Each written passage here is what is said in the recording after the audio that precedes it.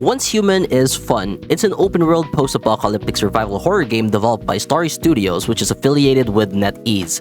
Don't let the NetEase affiliation fool you though. The game is fun in its own regard and is more enjoyable if you have friends to hang around with you. I've been playing the game with my buddies and we're having a blast in Once Human. I don't like the salted nga spam. Pawa na rin siya. I just like it. Don't like it too salty, man. no. Once Human's story revolves around the player characters that are called metahumans, and an organization called Rosetta. Rosetta experimented on a lot of things and brought upon a near-apocalyptic event, which is called the Starfall. This event exposed creatures with a substance called Stardust and mutated them, resulting in what people call Deviations. Rosetta is on the hunt for metahumans as they want to take advantage of their ability to utilize Stardust. The metas must now resist capture and fight their way through hordes of monsters and humans alike as you build, craft, and scavenge for your survival. The gameplay is very reminiscent of other survival games like 7 Days to Die, Ark Survival Evolved, and many more. However, one of the things I can feel like the game's energy exudes is Metal Gear Survive. Oh wow, Android, comparing this to a 2018 Konami Survival Game. You are correct, sir! Well, yeah. The game has this weird psychopomp, eldritch-like aura where you have to fight against creatures mixed with things from your daily lives like searchlights, cars, light bulbs, and even a girl with an umbrella for some reason. You're then thrown into Nalcott and must now traverse across the map and interact with a group called the Mayfly, and try to put a stop to what Rosetta is doing. There will be multiple factions that you can come across like the Vultures. Think of them like the Mad Max Raiders. As the game progresses, I'm sure the devs will drop in more factions that we get to interact with. So far, the quest loop is very predictable. Run to a town/settlement, complete a quest which shows you what happened in the past, then activate enough rift anchors so you can challenge the boss. It's straightforward, simple, and yes, it feels rewarding. Aside from doing the quests, you can also run into enemy strongholds which will give you a set of tasks to complete for more XP, and a chest that contains blueprints. Rinse and repeat. This is how you mainly progress the story and also a method of leveling up. Speaking of leveling up, you can do commissions which reset weekly and can give you a decent amount of XP. Challenging bosses, clearing dungeons, and joining events is also a great option as well. Once Human offers the players a lot of options of gaining XP similar to other survival games that even crafting materials or even simply gathering can yield something.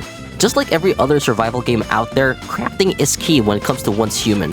Craft armor, craft ammo, craft your weapons, build your base, and basically become that engineer you always wanted to be. You can have a big base, a small base, or even just a regular square house that all houses all of your stuff. You get the gist. However, there's one thing that I love that devs did. The ability to move around your storage crates and to craft without having the need for the items to be in your inventory.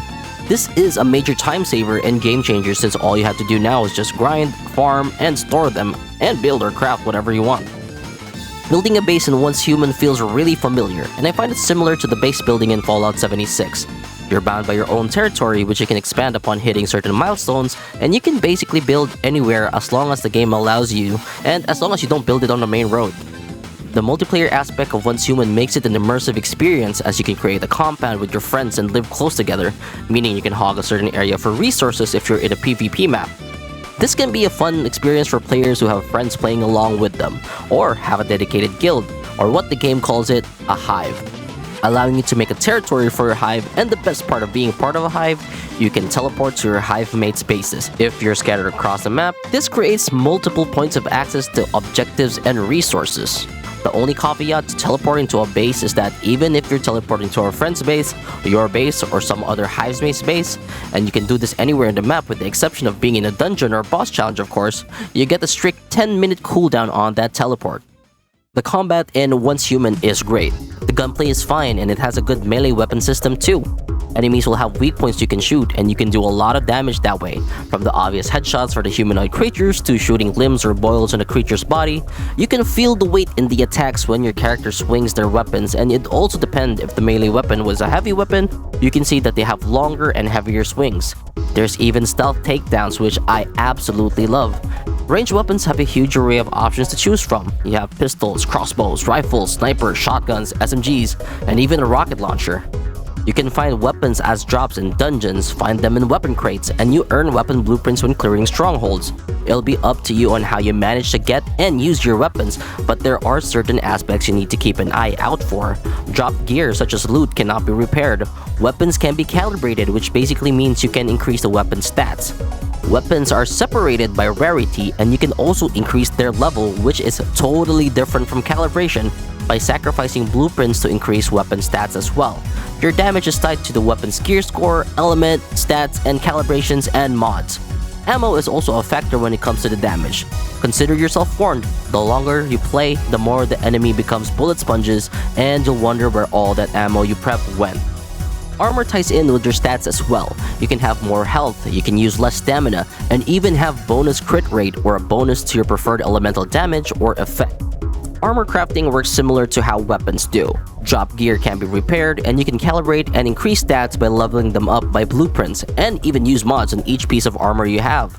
The main thing I love about the armor system in Once Human is that they have an armor set bonus. You can wear an entire set of armor or mix and match to your desire, creating room for players who love to min-max and theory craft potential meta armor sets.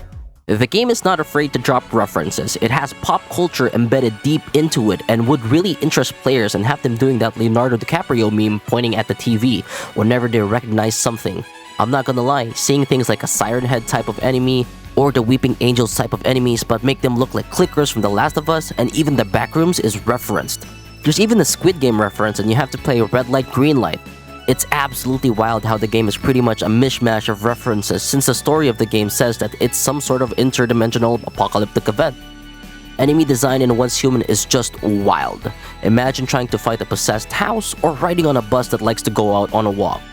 A personal favorite of mine when it comes to the game is the introduction scenes for the bosses. It builds so much tension and is a great move by the devs. I kinda wish they had a gallery instead so you can rewatch the boss introductions instead of having to skip a cutscene every time. That would be a really good quality of life improvement for players who just want to run boss dungeons over and over again. Let's talk about some of the systems implemented in Once Human. The game has monetization in it, however you don't really need to dip in it for you to enjoy. If you'd like to support the devs, you can buy a battle pass and get some perks from it. Weapon skins and character skins are also available to be bought, however they don't offer any stat bonuses, and you can even buy cosmetics from the season store, and if you're lucky enough, you can get some good skins from there as well. So far as I've checked, the game has no sense of pay to win as of the moment we're recording, and hopefully stays that way. You can't buy weapons or armor blueprints from their shop as well, so basically all you have to do is grind. An issue widely experienced by players is the lack of control when it comes to your characters. I mean, sure, you can create, customize, and spec your character however you want them to be, however, players are unable to delete their characters and move characters from servers, limiting the freedom of choice, especially if a server you're playing in is crowded. Once Human had a rocky launch due to the terms of services the game had. A lot of YouTubers have discussed that, and I suggest you listen to Pirate Software's explanation about the TOS if you're interested in that topic. The game runs in a 6-week season system. The story unfolds in chapters that reset every Wednesday, and upon reaching the 6th week, the game will reset and do a wipe, removing your character and a few other things from the server. You do get to keep blueprints and skills. The map will also change during the wipe, and so will the story. In my opinion, I do like this since it keeps things fresh.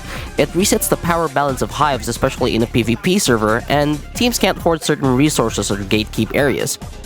For people who work a 9 to 5 and don't really have all the time to grind in a game, it does hurt a little bit that you have to give up almost everything you grinded for. Also, shout out to the players who leave notes in front of chests. Dudes, we get it. You want to say something? Just please don't post it close to the objectives or items. Some notes are absolutely helpful, I get that, but some are just straight up spam.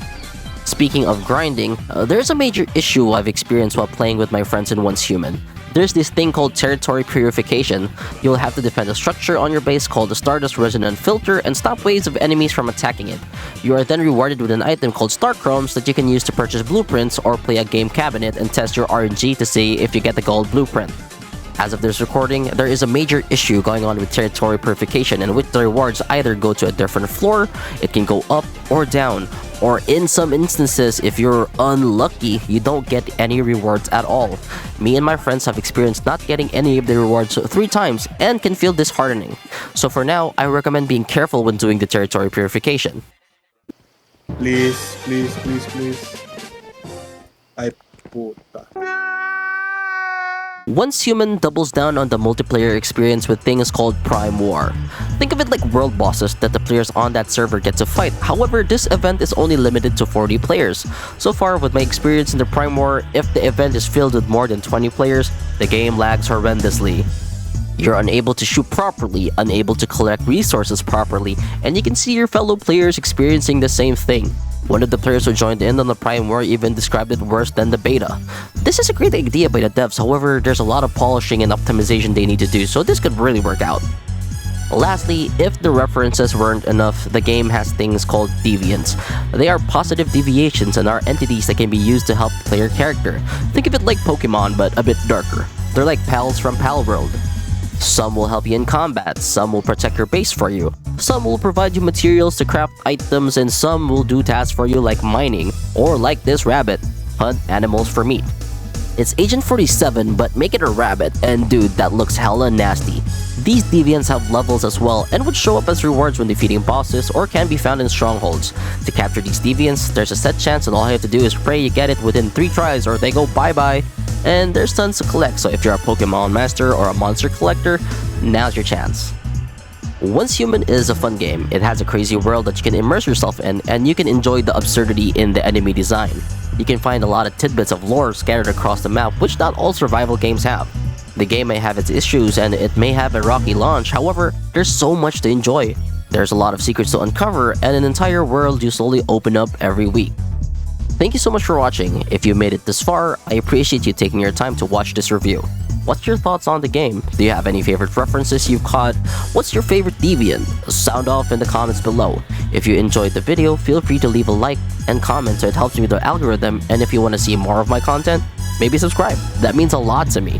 I've been your boy AndroidPAW, and I'll see you in the next one. Peace out.